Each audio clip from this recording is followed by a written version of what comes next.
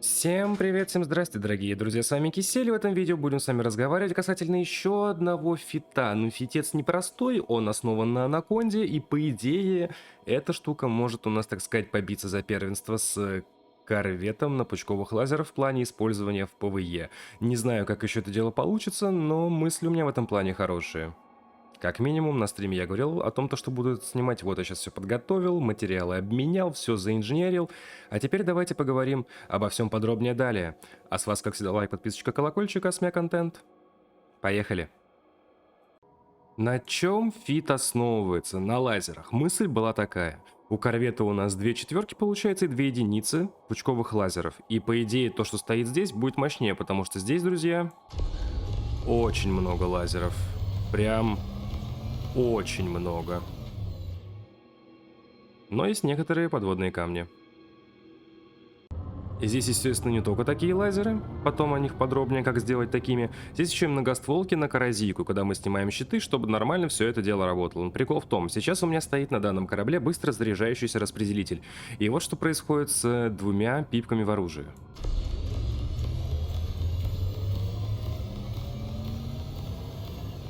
Ну а потом работают, получается, только 2 двойки. И периодически включается тройка. Если, конечно же, я поставлю 4, сейчас посмотрим, что будет. Так, теперь у нас их 4. Уже поприятнее.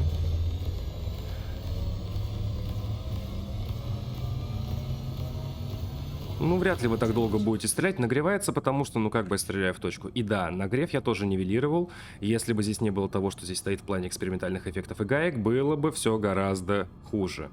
И это, наверное, один из тех фитов, где бы я рекомендовал бы поставить распределитель не быстро заряжающийся, а с фокусом на оружие, но еще не уверен. Не забывайте то, что у нас идет маневровый бой, как-никак. Что означает то, что вы не все время будете стрелять с зажатой гашеткой. Ладно, смотрим, что у нас здесь стоит. У нас здесь стоит эффективное орудие в 5 гаек, чтобы уменьшить температуру, чтобы уменьшить энергопотребление и уменьшить, так сказать, влияние на распределитель. И экспериментальный эффект на теплоотдачу. Ставить везде теплоотдачу не нужно. Эта штука у нас, если я не ошибаюсь, не суммируется, так что можно там поиграться со всеми делами. Но прикол в том, то, что если предыдущий фит на многостволках был для новичка, учитывая то, что его можно было сделать у Маккуина, то здесь, ребята, нужны инженеры уже, которые находятся, так сказать, далеко по ветке.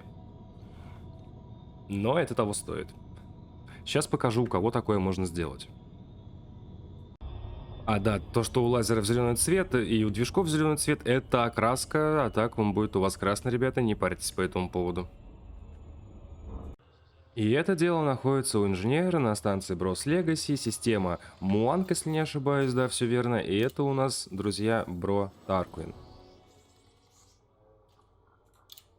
И чтобы его открыть, так нужно постараться, если не ошибаюсь, видос у меня касательно него есть. Что мы ставим? Мы ставим сюда просто-напросто эффективное орудие, чтобы все это нивелировать, как я и говорил. Касательно экспериментальных эффектов, тут такое дело, теплоотдача приветствуется. Но можно еще угарнуть по полной программе в том плане, то, что поставить проводник тепла. Экспериментальное улучшение, позволяющее наносить увеличенный урон в случае, когда уровень тепла вашего корабля повышен. Я вот еще не знаю, в этом видео я это сделаю, либо отдельно сниму еще одно, потому что у нас есть такая штука, то ли баг, то ли фича, пофикшена, не пофикшена, не знаю. При использовании теплоотводов во время стрельбы восстановление распределителя в разделе оружия. Если это все будет работать, ребята, то следующее видео будет просто-напросто звезда смерти, а не корабль. Ну да ладно. Давайте-ка проведем тесты в стандартной схеме касательно обычных кораблей, кораблей с инженерами и так далее, потому что мне, если честно, интересно. Но перед этим давайте посмотрим на разницу касательно распределителя. Все помните, что было с распределителем быстро заряжающимся, который вот был недавно? Давайте поставим с фокусом на оружие. Не, ну тут в принципе 2 четверки, 2 единицы и как бы 3 тройки, 2 двойки, 1 четверка, естественно, урон будет выше у Анаконды. Это я сейчас говорю про Анаконду и корвет. Ну, сейчас у нас как раз таки тот самый распределитель, показываю специально, чтобы потом не говорили, что я что-то там сделал не так. Питание на орудие. Погнали. 4 пипки.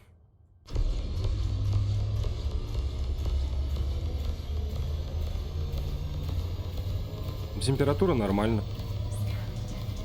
И прям ощутимо дольше.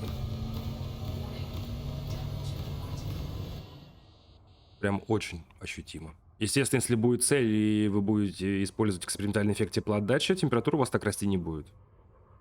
Я думаю, это понятно. Но это довольно тонкая дорожка. Обратите внимание, то, что сейчас у нас вот фит этой анаконды, приближенный, ну тут вот можете обратить внимание, эффективная теплоотдача и так далее. У нас сейчас распределитель питания быстро заряжающийся. Обратите внимание на скорость восстановления щитов 5, 6.30. Ну ладно, 6, 6.30. Если мы поставим сюда на оружие, у нас будут другие значения. Вот, допустим, сейчас найдем фокус на орудие, тех же сверхпроводники, и 8.54, 8.38. Распределитель, друзья, у нас, как ни странно, влияет на скорость восстановления щита. И это при том, то, что здесь показано, как бы, разница сколько? 2 минуты? Почти 3. Офигеть. То есть в половину. Было 6 на включении, стало почти 9. Интересно, интересно. А вот что касательно фита в плане танковки, ребята, тут есть несколько вариантов. Либо у вас 2400 щитов и чуть ли там не 9000 армора может быть, либо что-то вроде вот этого. 4000 щита, 3000 армора, резисты вы, собственно, видите. Можно сделать лучше, я прикреплю вариант в описании под видео с ссылочкой на Кориолис. Ну что ж, у нас анакондочка, если я не забуду вставить скрин, но на всякий случай повторюсь. 174 щита, 1500 брони, без инженеров, без модулей стражей. Смотрим, что мы с ней сможем, собственно, непосредственно сделать. На счет 3 стартуем. Раз, два, три.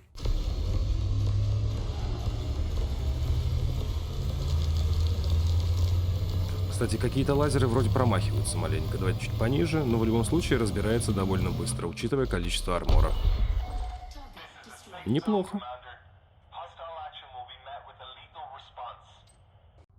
Теперь, друзья, питончик. Здесь 716 щита и 2500 брони. На счет 3 стартуем. Раз, два, три. Да, судя по ощущениям, некоторые лазеры не попадали по Кобре, потому что тут щит вроде бы быстрее разлетелся. Ну и подпитываем все это дело многостволками, чтобы прям уж точно. Так, сейчас у нас будет просадка распределителя, но у нас все равно работают некоторые пушки. Это тройка или четверка. 2 тройки и 2 двойки. Нормально, нормально, нормально. Уничтожилась примерно так же быстро, как Кобра. Что странно. Видимо, реально какие-то не попадали из-за ее размеров. А работать по мелочи с этим фитом будет сложновато. Поэтому, наверное, я вам порекомендую поставить сюда истребитель. Желательно гуся. Так как-никак, были тесты касательно истребителей. Есть отдельное видео, и чтобы вы его не пересматривали, гусь лучше всех. Который именно с пучками. Эрдиланс у нас без инженеров и без стражей выдает лишь 1000 щита и 1000 брони. Можно больше, но все равно. Там не намного больше будет. Давайте смотреть на счет 3. Раз, два, три.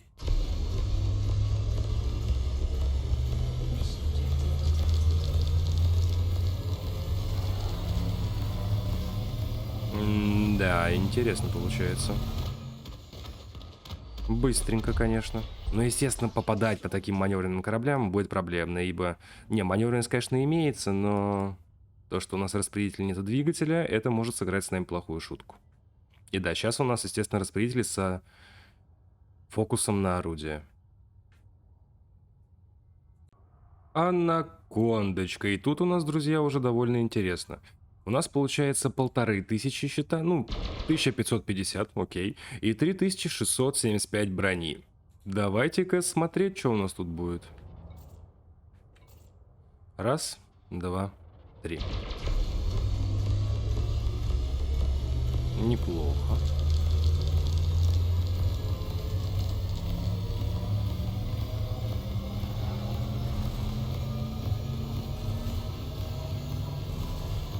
Специально не стреляй там, где силовая, мало ли.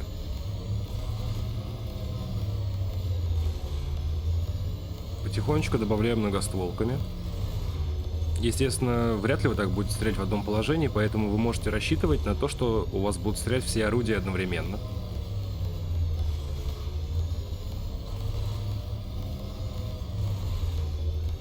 Ну и такую жирную непись вряд ли вы встретите. Тогда что-то как-то корпус медленно идет. Давайте пониже, что ли.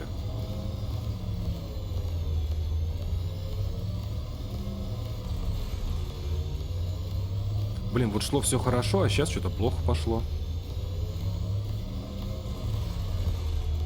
Наверное, модули, которые там были, мы уже вынесли, остались только другие. К примеру, силовая. Ну да. В общем, уничтожено. Но это все интересно. Но давайте попробуем инженерный корабль. И большого размера. И посерьезнее, чем Анаконда. Это у нас, друзья, федеральный корвет. Тут 3237 щита и 3245 брони. Скрины, я надеюсь, в этот раз не забуду прикрепить. Но на всякий случай я это дело говорю. В общем, на счет 3 стартуем. Подождите, нужно подготовиться. Нужен секундомер, да. Чтобы потом еще сравнить кое с чем другим. В общем, стартуем на счет 3. Раз, два, три. Ну, ощутимо, заметно, то, что это инженерный корабль.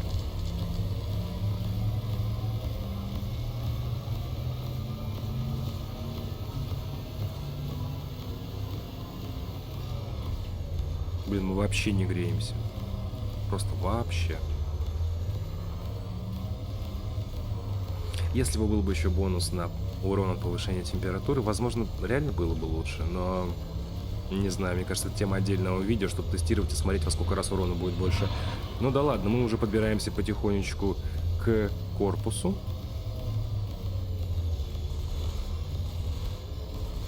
И тут у нас появляется наша многостволочка волшебная.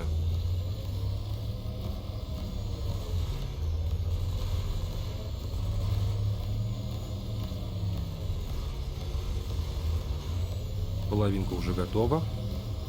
Блин, а быстро справляется, слушай.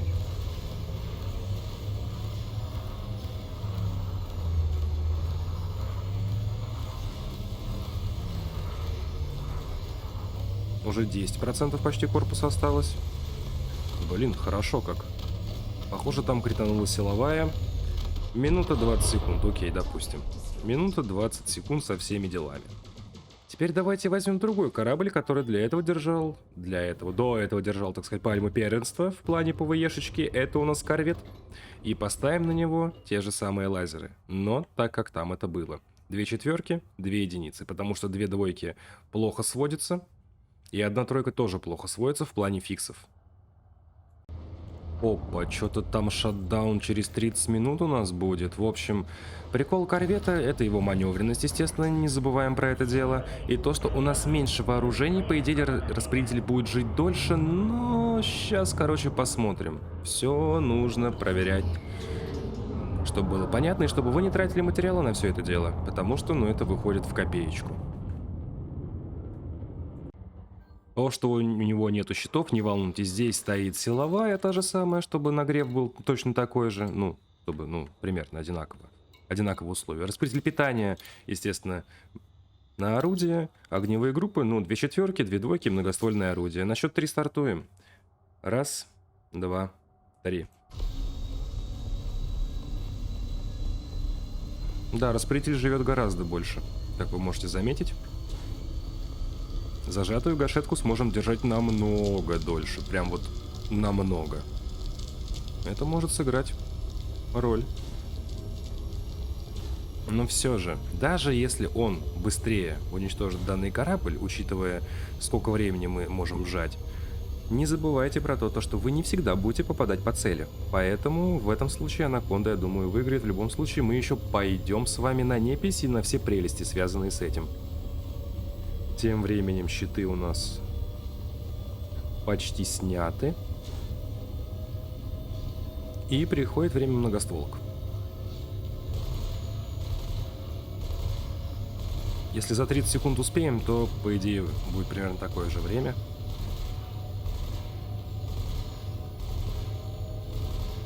Минута. Так, вот и распределитель. Слушай, держится еще, нифига себе.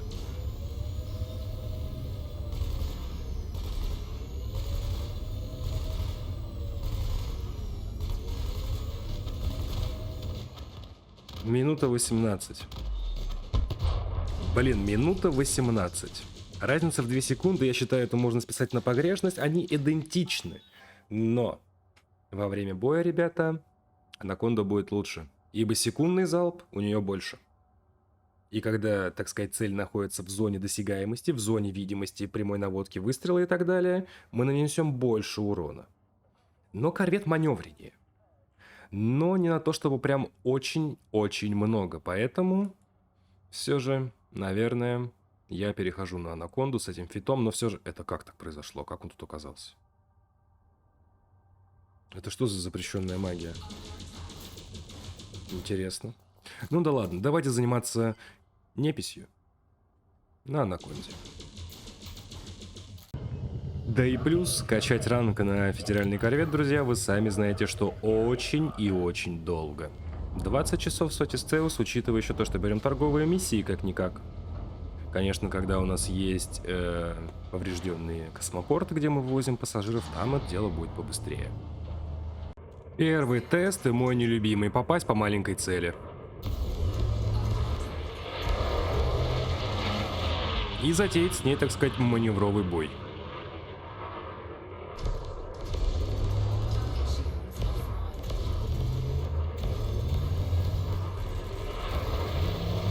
В принципе, это возможно. Даже вот в таком вот виде. Но не забывайте, ребята, то, что можно взять себе и поставить истребитель. И проблем у вас не будет.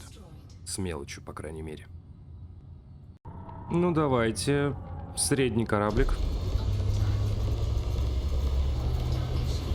Многостволочкой. Выжигает он, конечно, знатно, ребята. Реально знатно выжигает. Но это пока, ну, непонятно. Еще нам нужны питоны, фантомы, крайты, фасы, ганшипы, конды, а потом повышать градус придется. Фас. Подлетим поближе, как-никак у нас не дальнобойные пушки, поэтому, ребята, не забываем про радиус полного урона у лазеров. Да, есть такая характеристика, довольно противная. Ну, хотя пофиг, расстояние... Ух ты, ё, слушай, так быстро прям.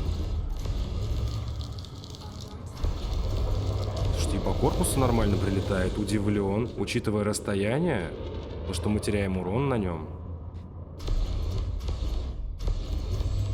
Слушай, а неплохая сборка-то получается. Реально. Ну, маневренность, конечно, да. И щиты будут быстро пролетать, если держать одну пипку, никак так не делаете. Вообще изи. Вообще, в принципе, с такой сборкой можно летать и вот таким вот образом. Распределитель у нас, ну, в принципе, его хватает так нормально. Ну, то есть вы видите, сколько я стрелял по целям, и, ну, редко, когда я столько времени мог позволить себе стрелять по одному противнику. Повышаем. Анакондочка, ее ковыряют, но неважно, мы доковыряем ее сильнее.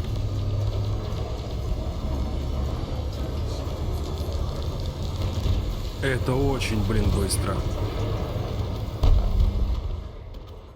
Очень быстро. Может, конечно, помогали сильно, но это было очень быстро. Давайте-ка еще полетаем в зоне добычи. Пока там непонятно, что происходит с Анакондой, давайте-ка возьмемся, собственно, за ганшипика. Привлечем внимание. Подлетим поближе. Нацелимся.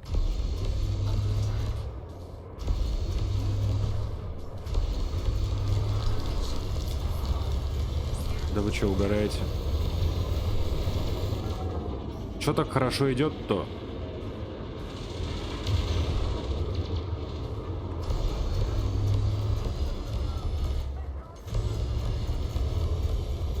И это было без многостволок с коррозией.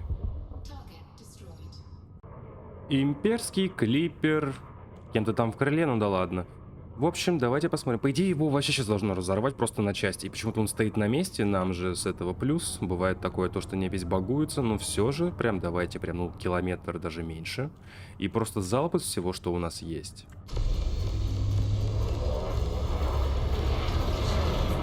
Хорошо, слушай.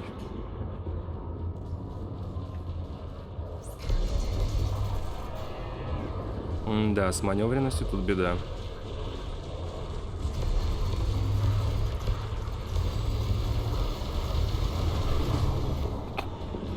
Да уж.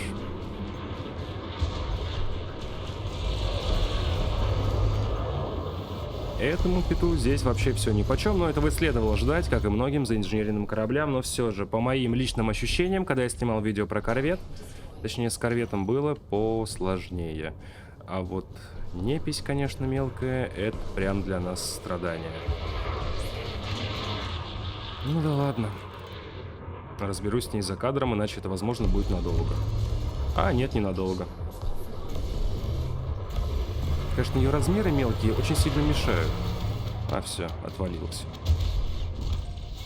Совершенно тупая идея. Фердиланс. Я не знаю, что сейчас вообще произойдет. Сможем ли мы довернуть. Заодно посмотрим, что у нас будет, если у нас будет 2 пипки в оружии, а не 4. О, понятно.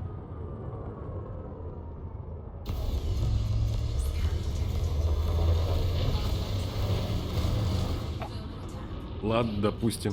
Распределителя хватает. Блин, все же, наверное, поставить надо быстро заряжающийся, я думаю. Но не уверен. Это уже, ребята, вы, наверное, для себя сами решите, какой вы будете ставить распределитель. Блин, ну когда корабль плоский и расположен к нам, так сказать, самой плоской частью, то есть не пузиком, не спинкой, а именно мордой, возникают проблемы на ближней дистанции. На дальней уже более-менее нормально, фиксы у нас все-таки как-никак сводятся, но все равно он разобран. Допустим. Ладно, стоя на кондой не задалось, потому что там кто-то еще подстреливал. Сейчас давайте-ка посмотрим, что будет, когда будем стрелять исключительно мы. Ждем, пока вытащится четверочка. Все, погнали.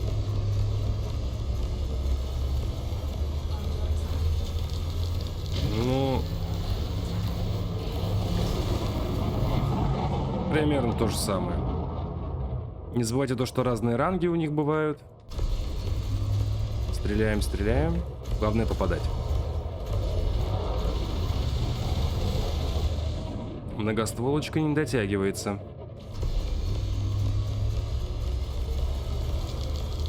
Не, в принципе, ожидаемо. Абсолютно то же самое. Она сейчас уже притонет.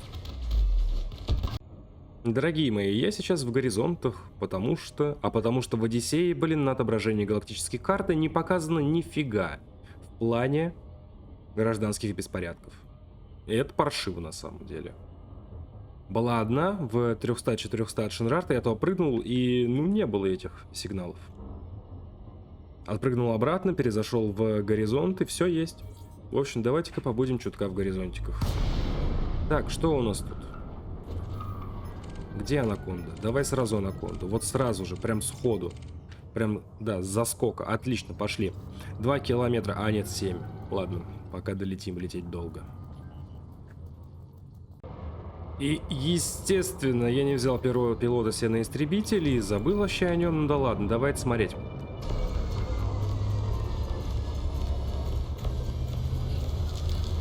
Ой, хорошо, идиот. Вот тут бы уже вкурил бы этот распределитель питания.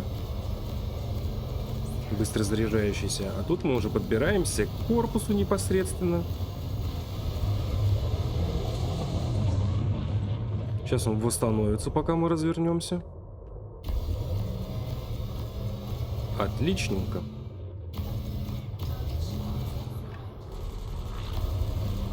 Вообще великолепно. Я счастлив. Все, этот фит остается у меня 100%. Я его теперь только и буду использовать в боевке.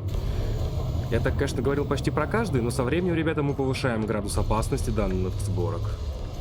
И я чую, когда я доберусь до передачи тепла, ну, когда с повышением температуры увеличивается урон, то я и на него уже пересяду. Если хотите по этому делу видео, то дайте об этом знать в комментариях. Блин, вот накинуть коррозию, конечно, неудобно. Придется мордашку поднимать так нормально. Не, ребята, это просто что-то с чем-то. Это самое быстрое уничтожение, как по мне, которое вообще было у меня на канале здесь. Тем более 7-я активность и анаконда. Не, ребята, это все, это победа. Учитывая все вот эти прелести, мы потеряли, получается, 14% счета, при том, то, что у нас 2 в системе. Не, ребят, ну это победа. Это прям победа. А, не, пилот, кстати, есть. Или нет? Непонятно. А, ну да, ему вообще по барабану. Пилота там нету. Ну да ладно. Я вот не знаю, стоит ли взять быстро заряжающийся и попробовать еще раз с анакондой в этом сигнале. Не знаю. Наверное, все же следует. Ну просто как бы перезарядка оружия остается такая же, то есть скорость восстановления.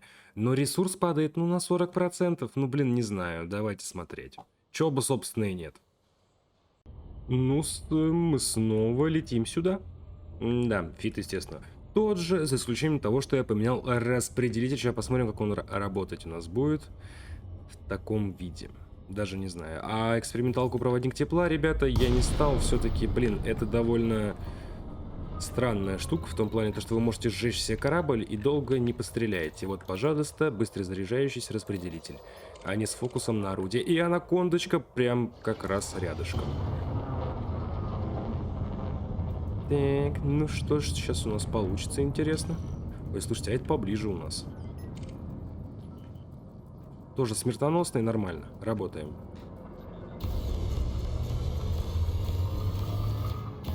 Блин, слушайте. А в принципе-то... В принципе...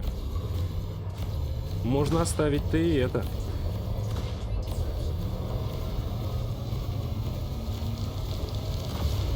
Не, он заряжается нормально.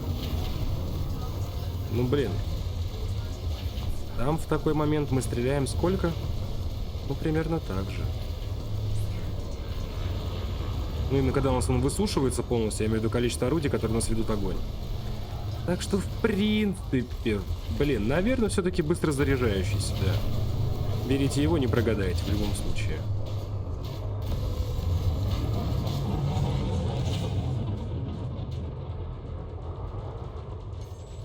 Пойди, пожалуйста, разикой. Спасибо. Там кто-то мне помогает, но эта погода особо не сделает. Как вы видите, корабль очень быстро разбирается.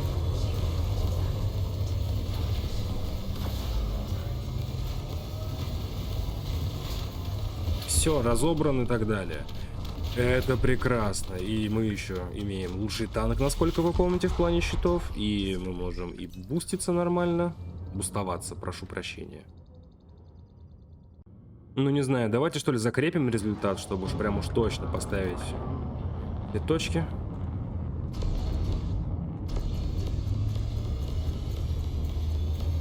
Далековато, конечно, нам вблизи бы лучше стрелять с таким оружием.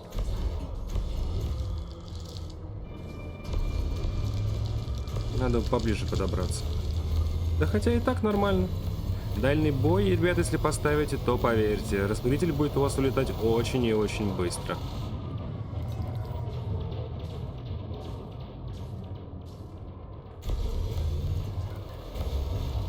Ну тут уже проблема с попаданием больше.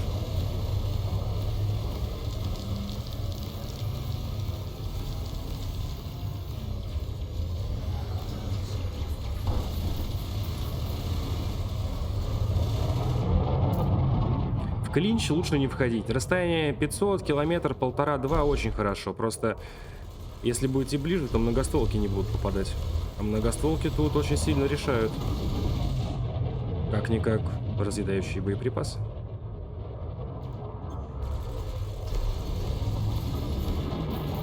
Не, хорошо, хорошо. Хорошо идет.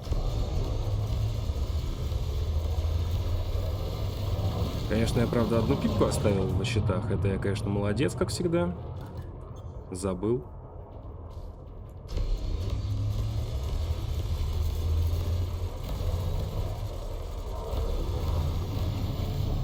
Так, ну с этим понятно. Тут мы цари.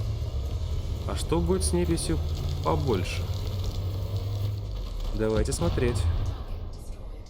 И да, здесь не 136 дается, а, естественно, больше там, вроде, если не ошибаюсь, в 5 раз неправильное отображение в горизонтах. И, кстати, напишите в комментариях, кто знает, почему в Одиссее нет таких красивых реактивных струй. огромных. Они там где-то, ну, примерно раз в 10 короче, что ли, не знаю. Тут они прям такие большие, массивные, там, не знаю, одну, ну, наверное, да, 1/4, 1/3, даже 1/2 длины анаконды. Моща. Нет, ну, естественно, вы можете использовать с фокусом на орудие, но прикол в том, то, что когда вы ведете бой, ну, допустим, по тем же средним кораблям, там прикол в том, то, что вам приходится доворачивать, и больше времени вы находитесь в маневре, и не всегда сможете стрелять опять-таки. Но если с большим кораблем лоб в лоб, ну, блин, ну вот вы сейчас видели, Анаконда, пиратский сигнал, сильная непись, сильнее, чем непись в зонах конфликта и в зонах добычи, и все равно все хорошо. Блин, нравится мне эта сборка. Надеюсь, вам тоже. Ну и как же без миссии крыла по уничтожению одного пирата? Пожалуйста, как вы можете заметить, крыльевая миссия. И, собственно, вылетаем, смотрим. Должен быть Фердиланс и его помощники, да. У него там 3 стервятника. Ох, сейчас будет очень неприятно, может быть, а может приятно. Без истребителя усложняю задачу специально. Так, давайте-ка оттормозимся слегка.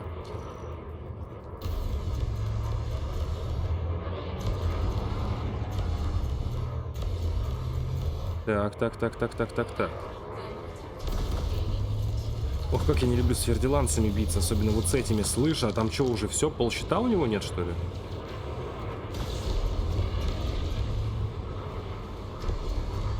Че? Учитывая то, что расстояние 2 километра, у меня не дальнобойные пушки, а эффективные. Очень интересно получается, однако. Распределитель, держись, нам еще армор ковырять. Слышь, ты чё, парень? Это самое быстрое, что было за все время, повторюсь. Ну, это прям очень быстро.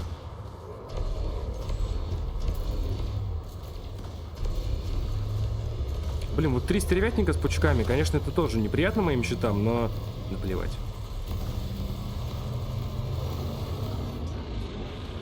Ё-моё.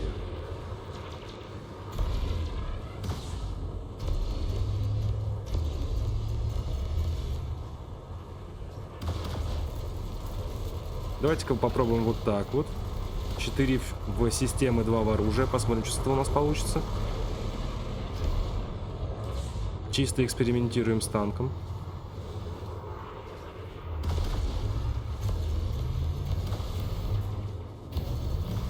Не, ну мы его разбираем. Он, правда, держится от нас на расстоянии, но если мы к нему подбираемся, то ему хана. Ну да, ему хана. А еще у него пучок 4, у стервятников лазеры, и пучок там еще, и лазер, который бьет сквозь щиты, наносит урон по корпусу. Это понятно. Много противников в этом месте, довольно, ну они реально сильные. В плане урона. Охренеть. У меня нет слов, ребят, я даже не знаю, что думать по поводу данной сборки. Ну, по-моему, это прекрасно. Конечно, да, вот сейчас прилетает. Чем там в меня стреляет? Давайте посмотрим по цветам. Что там? Лазер. Еще лазер. 2 третьих пучка. Прекрасно. А где еще один? А, вон еще один из многостволки шмаляет. Чем он там стреляет? Ну, понятно. Зажигательными. То есть самое худшее, что может быть с нашими щитами, сейчас мы, собственно, себе и испытываем. Как они красиво кружатся вокруг меня. Да. Ладно. Вот вам еще одна миссия. Только здесь против нас уже, друзья, будет корветика. Это интересно. Бьем по тормозам, выходим из гиперкруиза, точнее нас из него вытаскивают, и устраиваем мордобой. Кто кого, честно, знаю. Конечно же, я просто как это будет быстро? Насколько это будет быстро? Как это будет приятно? Ух ты, вот это было неприятно. Так, давай-ка сюда.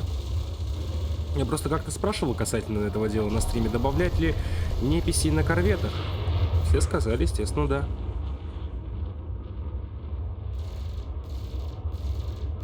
Докручиваем. Ну, по нему попасть гораздо проще, чем по Фердилансу. Большая площадь, большая дура, все дела. Блин, 2/4 плазмы. Красавец, конечно.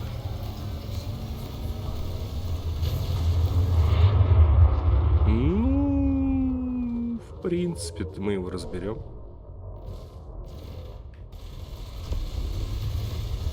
И потик.